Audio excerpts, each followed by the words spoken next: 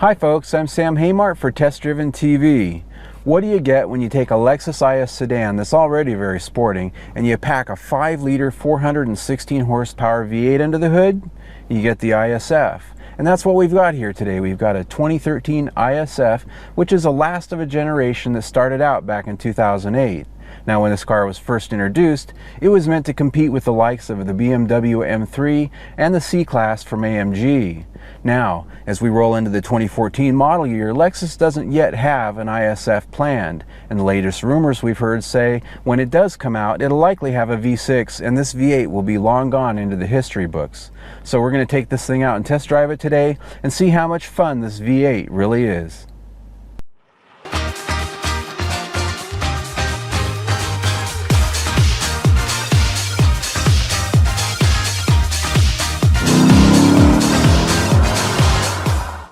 The first time you see the IS-F, you know it's something different. Its bulging hood and flared fenders tell you something wicked lives beneath. The quad pipes emerging from the rear fascia and the wide 19-inch wheels scream it loudly.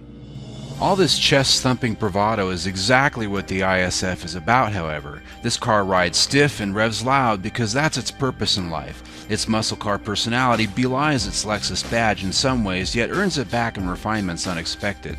At first fire-up, you know it's different from the energy of its throaty V8 soul. The engine sends a purring vibration through your seat that's ever present, reminding you of what you're driving. The seats are stiff and tight with thick bolsters, making sure the engine's hum isn't lost when you start throttling it hard. And while the interior design is old generation Lexus with its maddening touchscreen infotainment center stack, the IS-F makes up for it with fine details like embroidered seat logos, contrast stitching, and other bespoke elements that make you smile.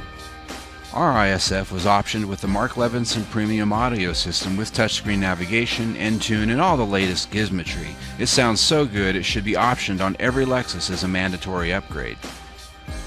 Once you're strapped in, you feel like you're in a serious machine, tightly held in place with the controls close at hand. The 8-speed automatic transmission is the only one offered, but does have paddle shifters on the steering wheel that encourage your use. There's a sport button on the steering wheel, which is almost laughable considering the baseline feel, but it does good for you in the powertrain department by giving the transmission and throttle response a bit more attention span. On the road, the IS-F is a beast barely contained. Its suspension is stiff like it should be in a serious sports car, to the point of being too much on rough roads, just like I like it.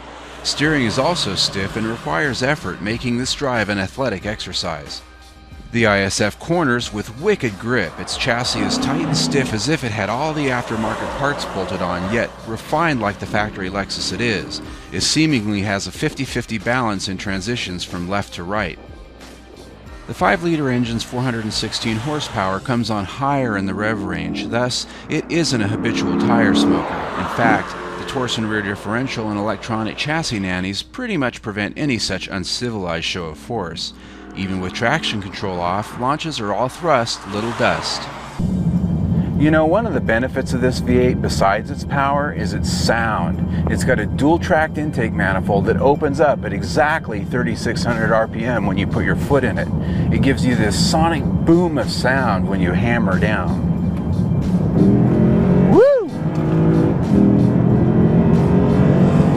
That's what I'm talking about. The only area I came to be annoyed was with the transmission's inconsistent way of following orders. The manual shifting via steering wheel paddles or console lever are quick and direct when it wants to, non-existent when it doesn't. The rev matching feature was a nice touch when downshifting toward a curve, provided you aren't asking for it too early. If you do, it just won't do it. Conversely, upshifting in the manual mode will let you hit the rev limiter if you aren't right there with another one behind it. These are small potatoes though, as once you learn its quirks you can rattle shifts up and down like smack. Overall, it's a car that can make you look like a pro if you're a moderately talented driver and save your ass if you're a novice. That makes it good in modern times.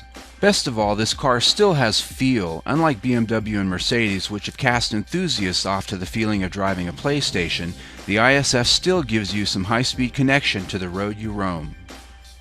Well, I really had a great time driving the IS-F this week, and this V8 just really adds a nice punch to the car, but still has the refinement you'd expect with the Lexus. And does it compare to the M3 or the AMG? Yeah, I'd say it does. Granted, those two have evolved quite a bit in the last few years, have gotten their pencil a little sharper, but as we look to 2014 and beyond, when the new IS-F probably won't have a V8, this car is really going to stick in the history books. So this week, we give it 5 out of 5 stars. I'm Sam Haymart for Test Driven TV. I hope you enjoyed the ride. For a more detailed review and photo gallery, see our review on cyclonic.com.